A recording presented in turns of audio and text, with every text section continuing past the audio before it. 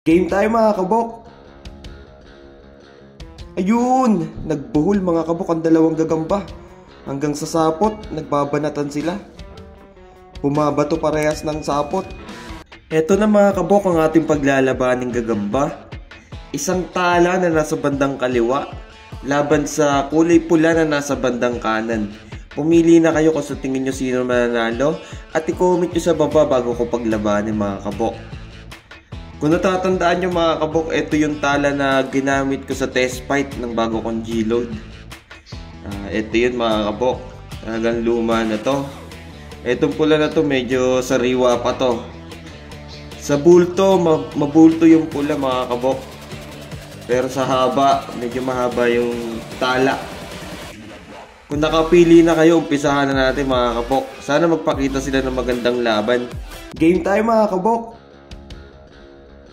Ayun, nagbuhol mga kabok ang dalawang gagamba. Hanggang sa sapot, nagbabanatan sila. Bumabato parehas ng sapot. Pero kumokonekta dito yung pula.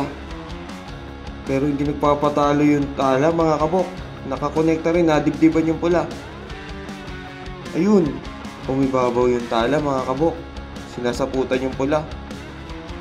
Ayun, galing, nakadibdib pa yung pula. Walang nagpapatalo mga kabok. Nalikuran yung pula. At tumakbo. Grabe, napatakbo yung pula dito. Pero parang mas durog yung tala. Second buckle mga kabok. Mukhang hindi na kayang lumaban ng tala. Tumirik. And siguro mga kabok, bibigyan ko na lang to ng rematch. Subukan natin i-recover yung tala. Bibigyan ko na lang to ng rematch. Pero i-comment nyo sa baba kung sa tingin nyo sino panalo sa dalawa na to.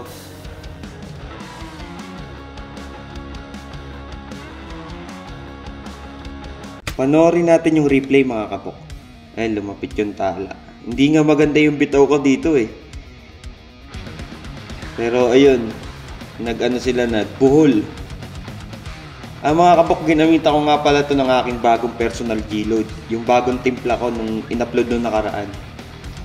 Ayan, sa sapot, pare sila nagpapaulan ng sapot mga kabok. Pero parang kaya siyang balutan dito ng ano eh. Dito, lamang yung pula sa sapot. Nung nasa sapot sila lamang. Pero ayan, dakma siya ng tala. Pero bawian lang sila eh. Talagang parehas, may bawi parehas. Ayan, nakatama yung tala, baon. Ayun, ininda yun ng pula. Pero tuloy pa rin sa pagsapot. Ayun, nadibdiban na naman. Ang daming tama ng pula. Talagang pares pa rin nagpapaulan ng sapot. Ayun, may bawi dun yung pula. Tinamaan yung tala dun. Ayun. Kitang kita. Pero yan, nakagat sa likod yung pula. Kung sa tapang, sa tingin ko mas matapang yung tala dito.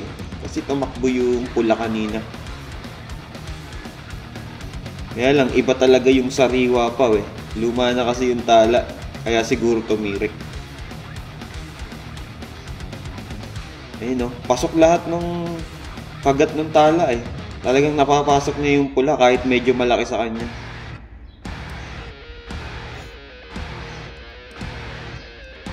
Ay, napatakbo niya. Napatakbo niya yung pula. Nakagat pa rin sa likod. Ayun pasok na pasok yun. Pero matibay din talaga yung pula. Matibay din. Napakaraming tama. Napakaraming tama ng pula. Yun lang mga kabok. Ingat kayo palagi. Maraming salamat sa panonood nyo.